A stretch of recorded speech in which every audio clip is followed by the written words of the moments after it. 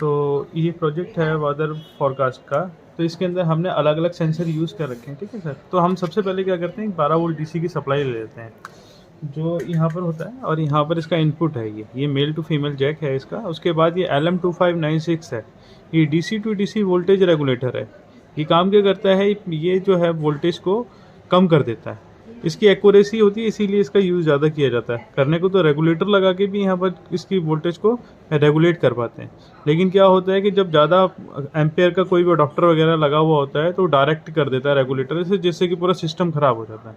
तो यहाँ पर ये है, इसकी एक्यूरेसी के लिए हमने इसको लगाया हुआ है। तो यहाँ पर सबसे पहले मैंने एक आर्डिनो लिया है।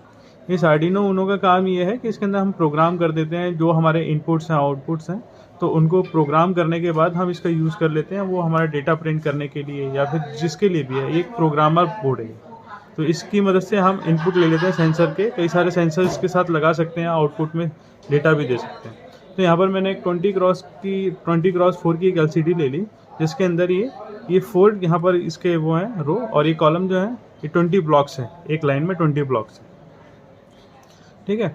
और यहाँ पर मैंने इसके साथ एक रेजिस्टेंस लगा रखा है कंट्रास्ट को वो करने के लिए, फिक्स करने के लिए। यहाँ पर क्या था कि कभी कभी कंट्रास्ट हाई हो या फिर लो हो जाता है, तो यहाँ पर जो डिजिट हैं हमारे वो शो नहीं हो पाते हैं। तो यहाँ पर फिक्स करना पड़ता है इसका, वो अपने अकॉर्डिंग कि हमारे को कितने कंट्रास्ट पे इसको सेट करना है। फिर वहाँ पर मैंने एक नोड MCU लिया हुआ है। नोड MCU का काम क्या होता है, किसी भी सर्वर के ऊपर ये डेटा भेजने में मदद करता है। वो भी लेता है जब आर्डिनो उनो से डेटा कलेक्ट करने के बाद ये सर्वर पे भेजता है, ठीक है।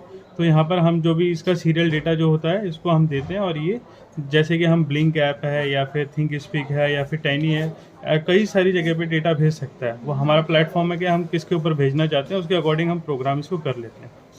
यहाँ पर ये BMP 180 लगाया, प्रेशर और टेम्परेचर सेंसर होता है। अभी तो हमने सिर्फ एयर का प्रेशर ही देखा है, लेकिन अगर हम चाहें तो इसके साथ टेम्परेचर भी दिखा सकते हैं, क्योंकि हमारे एनवायरनमेंट का टेम्परेचर सेंस कर रहा है DHT11। तो हमने इसलिए एनवायरनमेंट का टेम्परेचर इसके साथ ना शो करा के तो इसी तरह से ये प्रिंट करता है। तो यहाँ पर क्या है कि DHT11 है। DHT11 क्या करता है कि ह्यूमिडिटी को चेक करता है, एयर की और टेम्परेचर को, ठीक है। तो यहाँ पर ये सॉइल सेंसर है, यहाँ पर एक प्लेट है, तो इसके ऊपर एक रेजिस्टेंस है। यहाँ पर हम देखेंगे तो इस तरह की एक रेजिस्टेंस प्लेट है। तो यहाँ पर एक 5 वोल्ट तक की रेजिस्टेंस को वेरी करता है।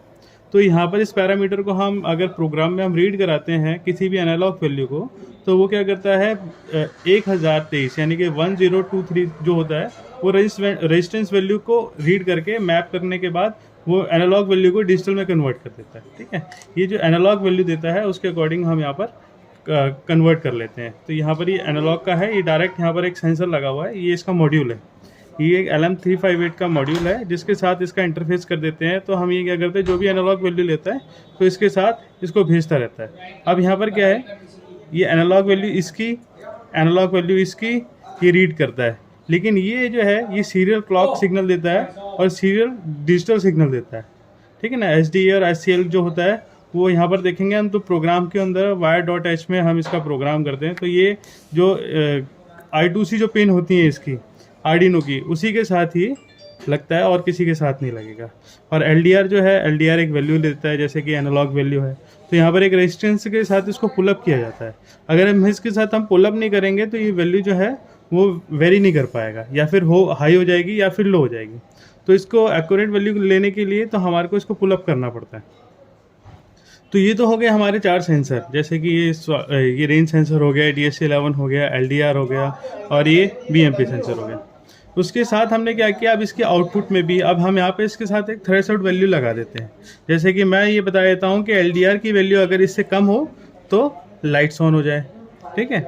और जैसे ही क्या कहते हैं, अगर टेम्परेचर हमारा हाई हो तो बजर ऑन हो जाए और एक रेड कलर की LED ऑन हो जाए, ठीक है।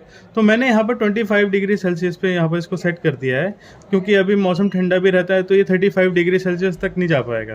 तो मैं क्या करता हूँ, एक आयरन लेता हूँ, उसको थोड़ा सा फूंक मार के इसके एलिमेंट को हीट करता हूँ, जिससे ही क्या होता है ह्यूमिडिटी वैल्यू कम हो जाती है और टेम्परेचर वैल्यू बढ़ जाती है, ठीक है। और इसी के साथ यहाँ पर जो है ये आउटपुट में ये ट्रांजिस्टर लगा हुआ है। ट्रांजिस्टर की कि बजर क्या है, ये बजर डायरेक्टली इसके साथ काम नहीं कर पाता, तो मैं क्या करता हूँ एक ट्रांजिस्टर लगा के इसको स्विच कराता हूँ वोल्टेज को, जिससे कि बजर ये ऑन होता है। और बजर के साथ ही इसके साथ एक रेजिस्टेंस लगाता हूँ, एलईडी और रेजिस्टेंस लगाता हूँ, जिसका काम ये है कि जैसे क्या कहते हैं इसको पावर मिलेगी वैसे इसको भी पावर मिलने लग जाएगी। मैं कोड में डाल देता हूँ कि ये वाली एलईडी ऑफ हो जाए और ये वाली एलईडी ऑन हो जाए जब थ्रेशोल्ड वैल्यू ऊपर जाए। यानी कि जैसे कि मान लीजिए टेम्परेचर 25 डिग्री से ऊपर चला जाता है, या फिर रेन की वैल्यू 75 डिग्री से ऊपर 75 वैल्यू से ऊपर चली जाती है परसेंट से, तो ये क्या करता है उस कंडीशन में बजर को ऑन करता है। ठीक है, तो इसको पूरे को जो बनाया हुआ है पीसी बोर्ड पे बनाया हुआ है, ये 0 पीसी बोर्ड होता है, इसी के ऊपर हमने नीचे से वायरिंग करके इसको पूरा असेंबल कर दिया है।